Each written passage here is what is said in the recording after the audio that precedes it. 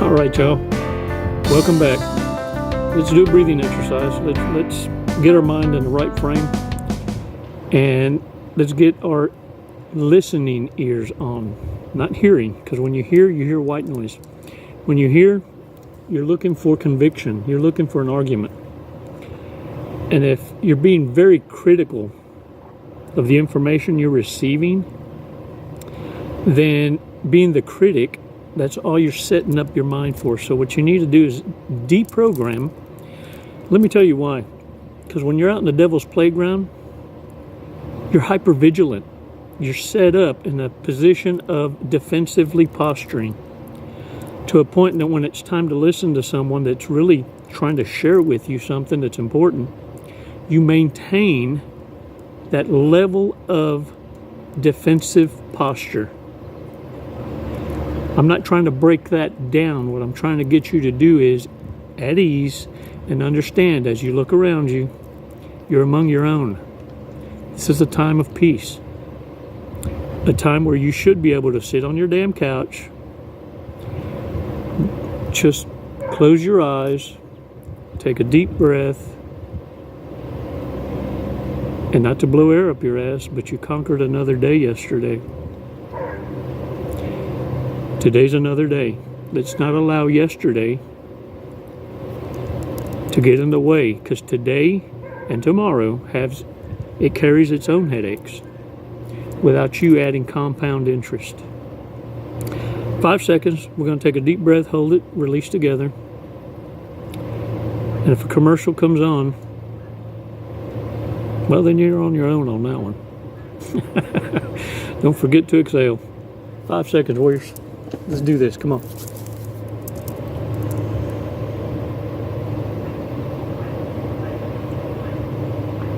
Release slowly. Haha, yeah. Warriors, narcissists always give you the rules of engagement. Some are physical, some are psychological in their defensive posturing and the way they provoke you. And all they're looking for is to see how you're going to react. Because if you respond, they know to back off. If you respond, they don't know, though, if you're their equal, if you're just like them, or if you're a sociopath, psychopath. They have no idea if you operate on a higher level, like an ultra narcissist, or a educated narcissist that is setting them up for their demise. And I'm sure some of y'all have been on dates. I know I have, where I've had women tell me, I know what you're up to. Red flag. I need you to start paying more attention to how narcissists engage you, because they're trying to get you to react. And if you're calm, cool as a cucumber, they're still going to go. But now they're very curious. And they know this much.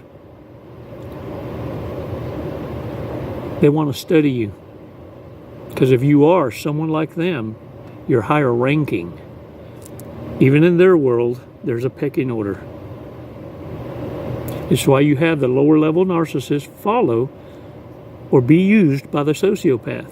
They give full-on trust to the sociopath because they will show them how they're able to manipulate, and it's better to be on their side than against them.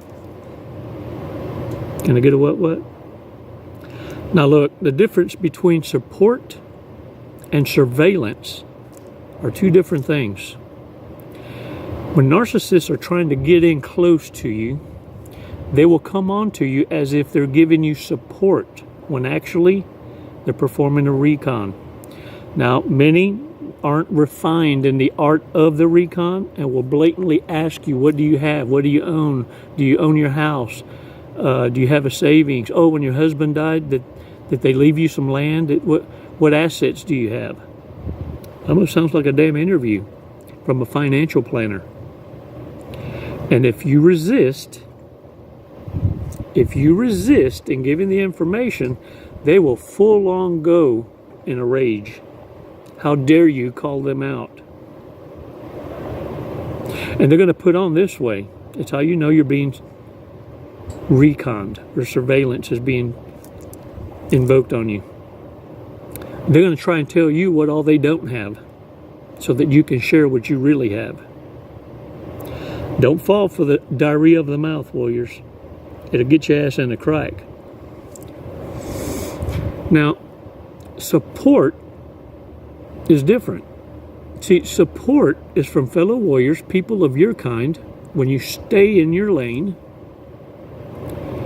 and you realize what true support is. It's when you fall silent and among your fellow warriors, your own kind, it's a scream. When you go silent, those that know you and love you is a scream. They will reach out to you. They will offer you assistance without you asking. They will give it to you because they know you won't ask or accept it. Difference in support versus surveillance. Now, those that are pretenders, the imposters, pretend to give support but are never there when you need it most. Never there when you go silent. Now, narcissists are also horrible at keeping secrets because they feel they can earn your trust by sharing something that was shared with them in confidence. They mislead you by sharing because they need you to share some scoop. This is what keeps them in the loop with other groups, and it's how they weasel in conversations by knowing just enough to speak and be accepted. You see, warriors, in your circles, what makes you totally different is you know how to keep your mouth shut. It's why so many come seeking advice, because they know you'll never hold it over their head or against them. But a narcissist will rub it all over your face the minute you expose them. It's part of that smear campaign. It's part of the lies that they're going to spread about you. So warriors, behind your back, they're going to be speaking the same secrets that they shared with you. It ought to scream to you, anyone divulging secrets or negative about anyone, that they're going to do it to you. Now, some things to be aware of. This is a golden nugget. Stop what the fuck you're doing. Look at me. Pay attention. When someone's speaking to you and they're not using mannerisms, they're not using facial gestures, body language, or they go monotone. It doesn't matter if it's a YouTube channel content creator or someone that you're speaking to in vivo, live, right? What you're looking for is, that's how empathy is shared. That's how you understand the depth and the passion of the message being shared. When you come across this, warriors, do not mistake it for that's just their way. It's plagiarism. It's rehearsed. It's outlined, and that's all they know. That's why, as a critical thinker, independent thinker, this is when you engage with questions that deviate from the rehearsed line. And if they can't have intellectual conversation with you without deviating from the outline, then you know what you're dealing with is an imposter, a reprobate mind. Someone who's so stuck in the routine and fishing with the same lure, they know no other way. They can't change up that presentation and show the same passion. In other words, when I speak to you in vivo, live, what I'm looking for also in you is body language of understanding. If not, I'm going to explain that shit 5 or 6 different ways until I get the, oh, dude, for sure, man, I get it. Man, I'm so glad you shared that with me. That's a response of someone who's also digesting what you're speaking. So it works both ways. Reciprocation. Now, if you're getting the kind of monotone expressions of maybe you didn't respond like others have, and it kind of looks like this, and that's all they use is eyebrows. No smiles, no hand gestures, no meat and potatoes. You know what I'm saying? The soul food. Kind of shit sticks to your ribs. The kind of conversations that 2 hours later, you still freaking remember. Because it was that deep. Could have been just 5 damn minutes, but it changed your life. Many of you will go to Sunday service and not remember what the sermon was 30 minutes after you leave the doors. Because it went monotone, plagiarized, outlined, served up the same way month after month. Almost like a loop from back in, y'all remember back in the days when the radio, you could tell which song was next after you heard it for the first hour? You knew the menu. You knew what was coming. Because it never changed. Just the commercials. So get this. This is my thoughts. I'm thinking about starting what I call a G-style kidnapping. For wounded warriors. It's just a damn thought. I won't ever come through with it, but wow, what an idea. G-style kidnapping. Wounded warriors will reach out who have no idea how to escape, but they know they need to escape. Set it up where they leave the house and I snatch your ass up, take you to a hideaway that's for 1 week, 3 days, however long, and it's like a mini vacation of peace. No one will ever know where you're at. You're off grid. And you get your shit together. It'd be like a 3-day pack or a combo pack. You could go fishing or hunting or both. You could do your Yoda, whatever floats your boat, and go jogging, biking. You could go on a trail ride. And we come up with an action plan, get you a job, get you restabilized and relocated. All for the nominal fee of a hug, a smile, and a commitment that you pass it forward. A commitment that your journey will be shared with other wounded warriors so that they won't be crippled by the awareness.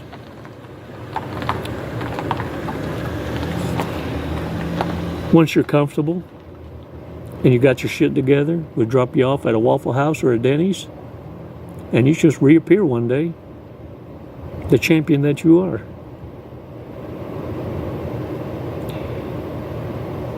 Warriors, you've done your level best to live an honorable life, and it was abused.